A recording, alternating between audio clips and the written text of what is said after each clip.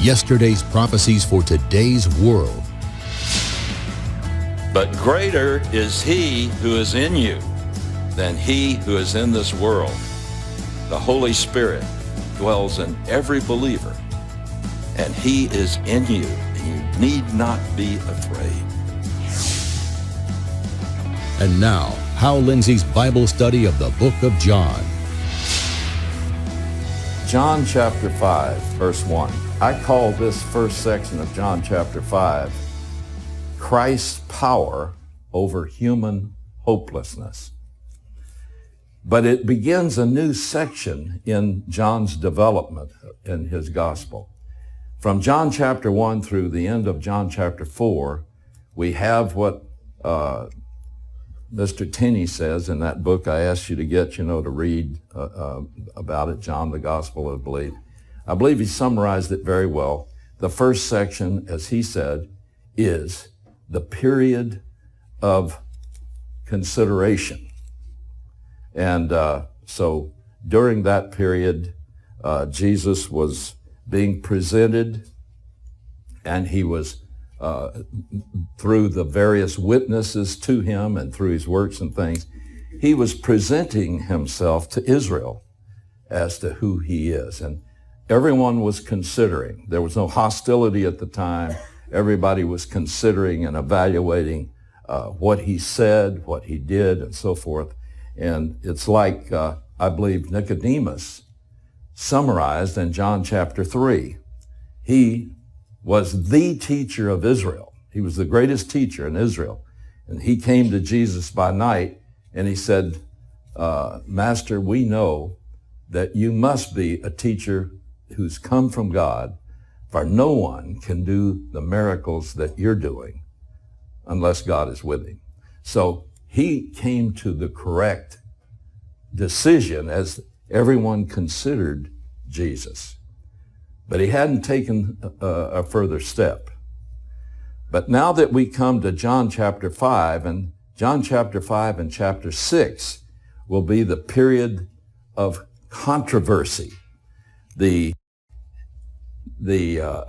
reaction to Jesus' words, to his teachings, and to his claims are now going to heat up.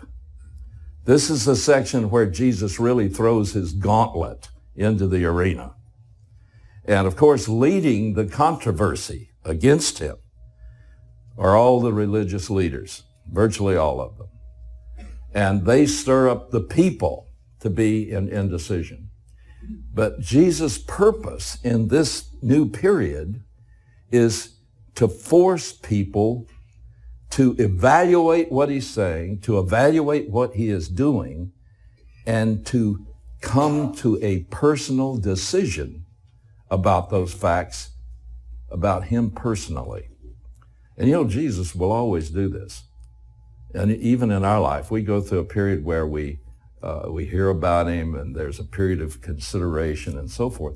But Jesus will do something to force you to come to a decision about him personally.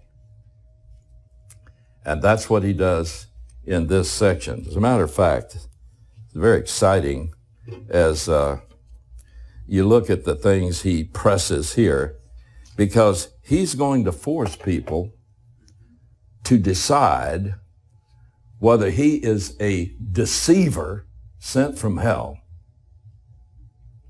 or whether he is a psychotic who is an egomaniac and has deceived himself into thinking that he's God, or he's going to bring them to see that he must be who he claims to be. God manifest in the flesh, the promised Messiah, the Son of God. Now those are the only three possibilities that Jesus leaves to anyone because of what he said, what he did, and what he claimed.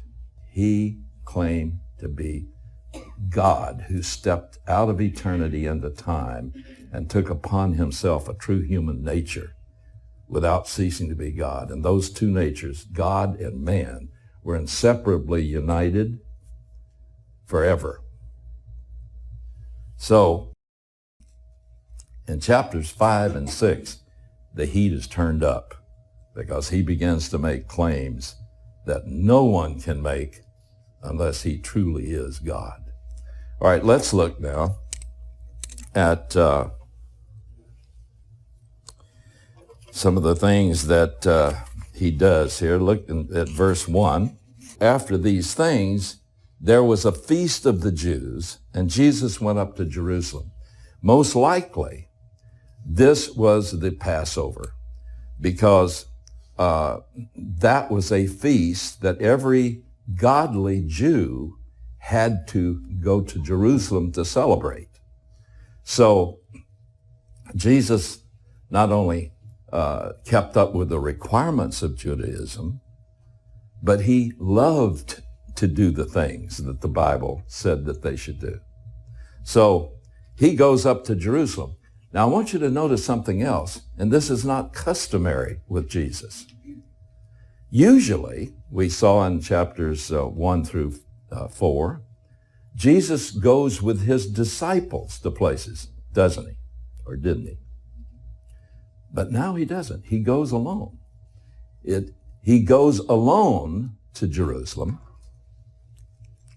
And he goes, it says in verse 2, now there is in Jerusalem by the sheep gate a pool which is called in Hebrew Bethesda, having 5 porticos.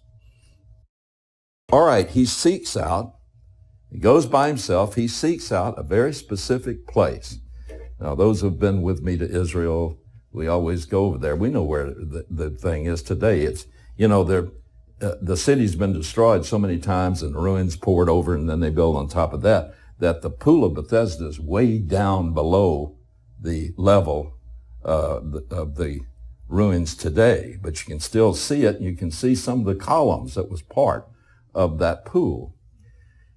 And it's very interesting. You remember, John, more than any other gospel writer, keeps up with, he uses numbers that have symbolic meaning. The Bible has very definite symbolic meaning numbers, and he uses that frequently. We saw the 2 days last time, didn't we?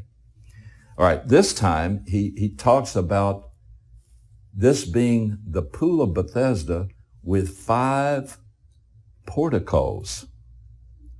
What does the number 5 stand for in the Bible? It's consistently used with a concept. Grace. 5 is the number of grace, and it's aptly used here as a symbol. So he goes to the Pool of Bethesda. In Hebrew, the Pool of Bethesda means the pool of mercy. And so he goes to the Pool of Bethesda where there are 5 porticos. Now, what are porticos? What existed there was, they had arches and 5 beautiful columns that supported those arches, and in between those areas were 5 porches. And then it gets to be something that tugs at your heart, because in verse 3 it says, and in these 5 porches lay a multitude. And the evidence is it was at least 100 people, maybe more. In these lay a multitude of those who were sick, blind, lame, and withered.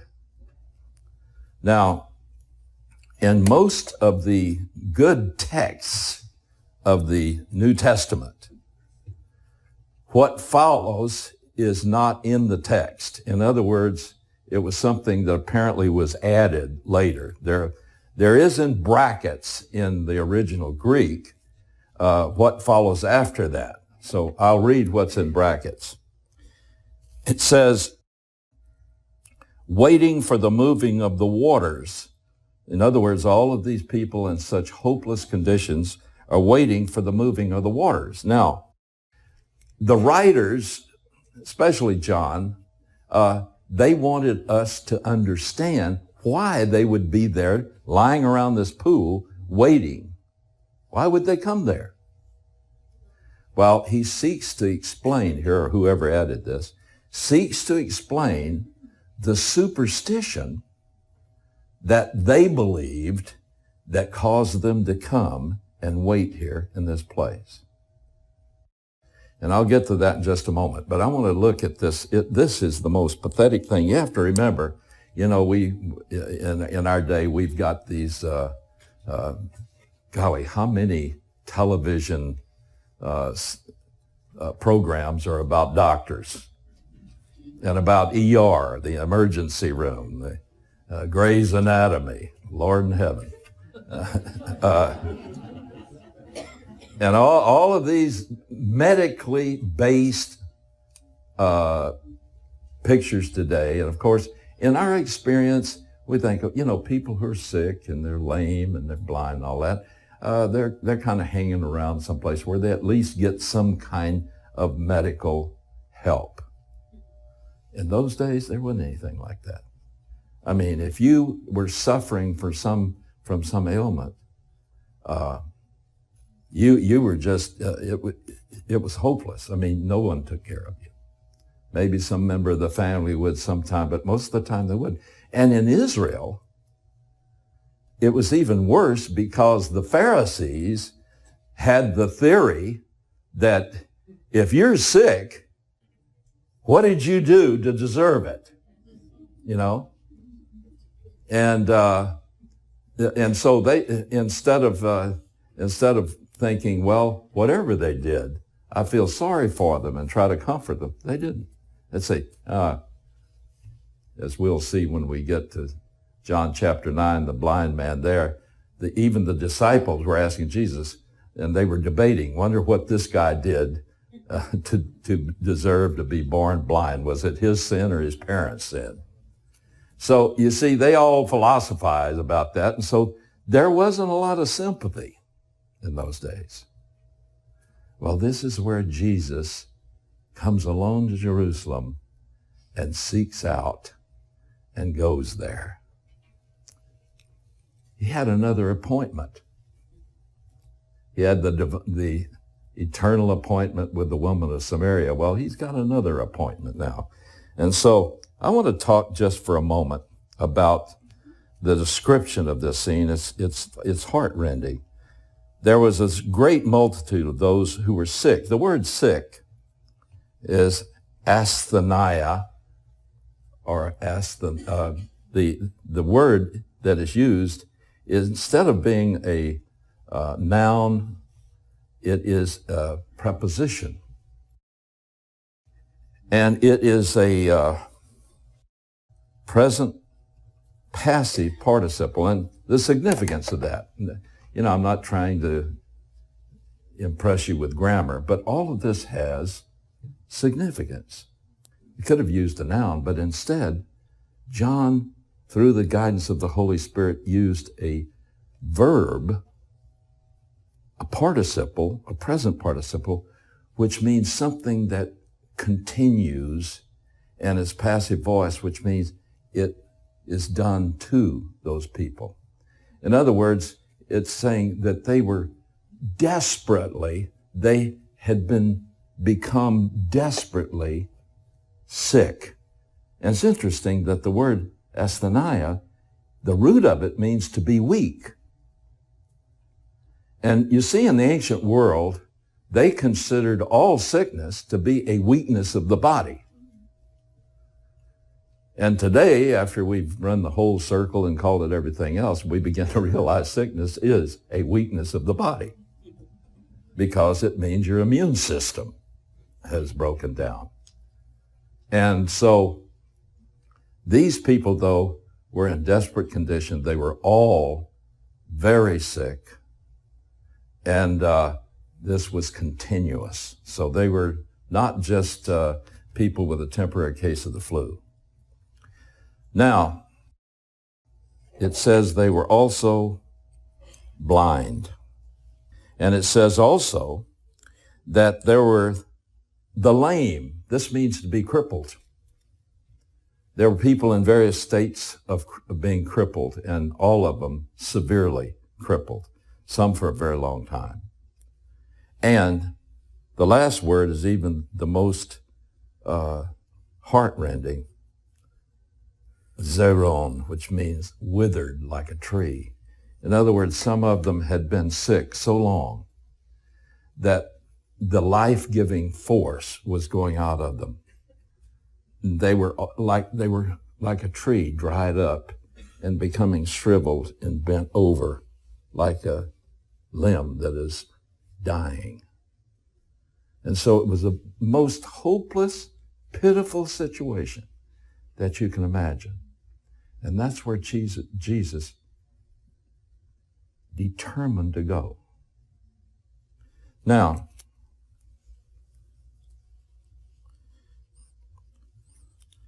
about the brackets. Now it says all of this group were waiting. By the way, after withered, there's a period, and there's a bracket that should be after that, beginning with the word waiting, and the bracket should go all the way down to the end of verse 4. And like I say, in the original manuscripts, the best evidence for the best manuscripts do not have this.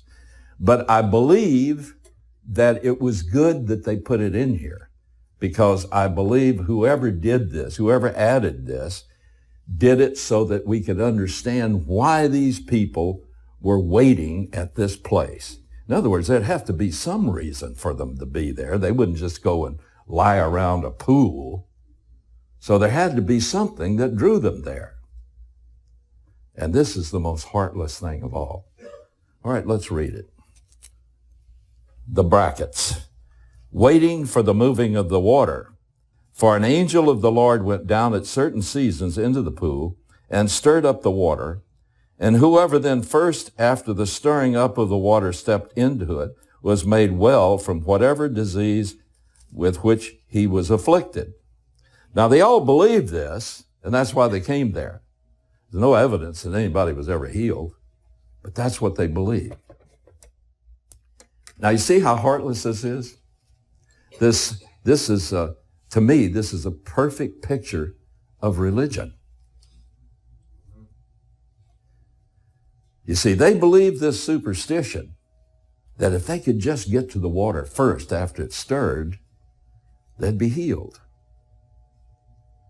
And so they were putting their trust in this kind of a religious superstition. And of course, the way it's heartless is, let's say you were one that was so crippled you'd never be able to get there first. So by this standard, it would only be the one that wasn't that far gone who would still be able to beat everybody to the pool. So it never worked for the one that was really crippled, huh? And you see, this is, to me, I think John is painting a picture here, and I think that this was allowed to be part of the text, that John is allowing a picture to be painted here, that religion is like that. Religion promises man that if he can just be good enough, he'll be saved. And so people strive to try to be good enough for God to accept. But if you're trying to be accepted by God on that basis, you never have any assurance that you're good enough, especially if you know the Bible at all, because James chapter 2 verse 10 says, whosoever keeps the whole law yet offends in one point is guilty of all of it. So this means you could try to keep the law, and maybe you do pretty well for a while, and then you break one little part of the law and boom, you're lost. That's what religion offers to man. And that's what the Pharisees offered to the people. What a hopeless picture, huh? So all of the people that were there, their hope was based in a hopeless myth that they could never, ever live up to or claim. All right, now let's go on. And a certain man was there who had been 38 years in his sickness. This man was hopelessly crippled. And he'd been that way for 38 years. Do you know what happens to a person that's really crippled and he can't get around? You know what happens to a person in 38 years of that? The muscles shorten, the sinews dry up and begin to shorten, the ligaments begin to get entangled and draw up. And you know what? Jesus latches on to him because he was the most hopeless of them all. And that's the one he picks. Why? Well, let's find out. And when Jesus saw him lying there and knew that he had already been there a long time in that condition. How do you know that? Well, he knows all things. See, this is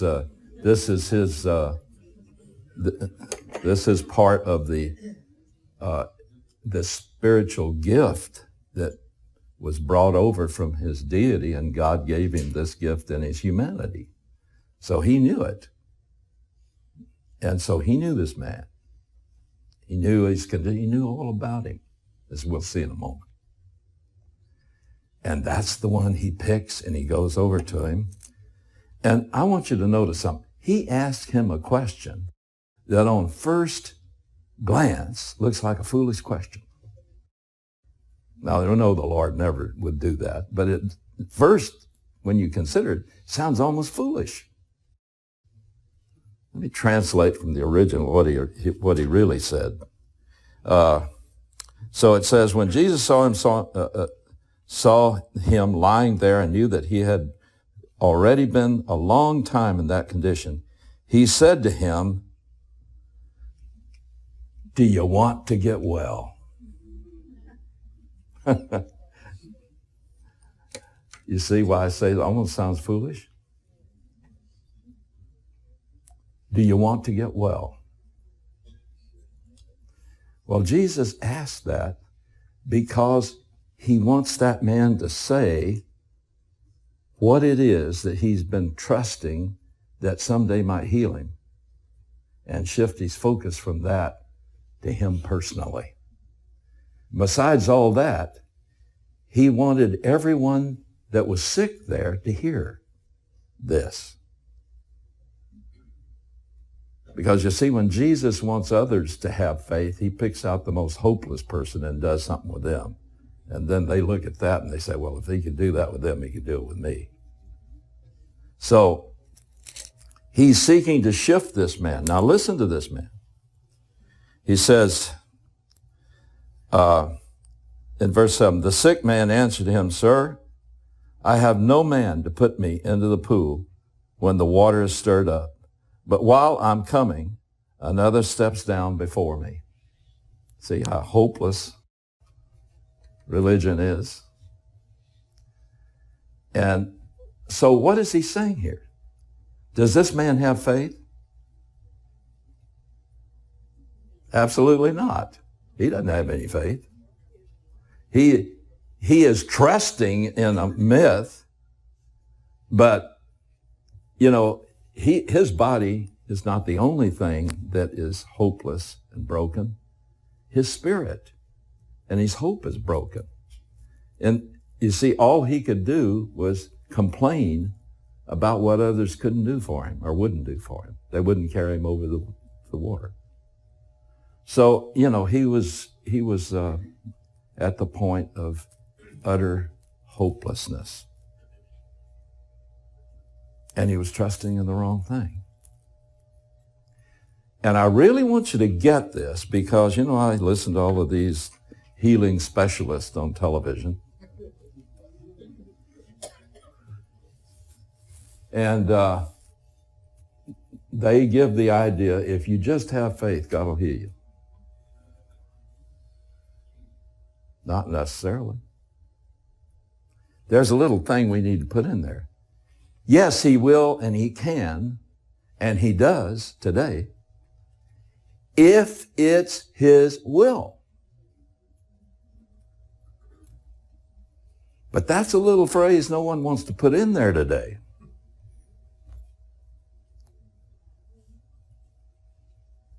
Now,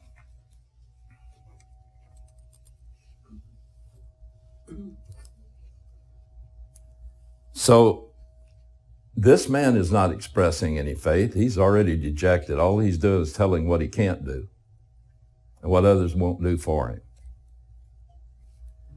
And now Jesus takes over sovereignly.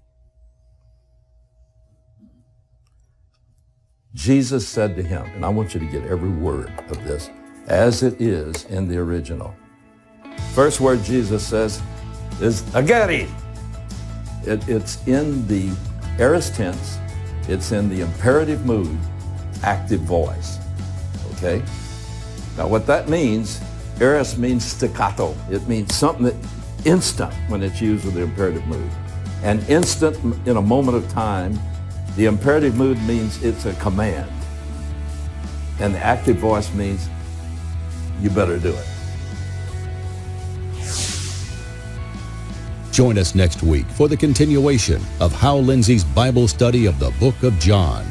But when you really get a grip on the fact that Jesus so saves you, when you simply admit your sins and receive the gift of pardon, that you are already in heaven as far as he's concerned.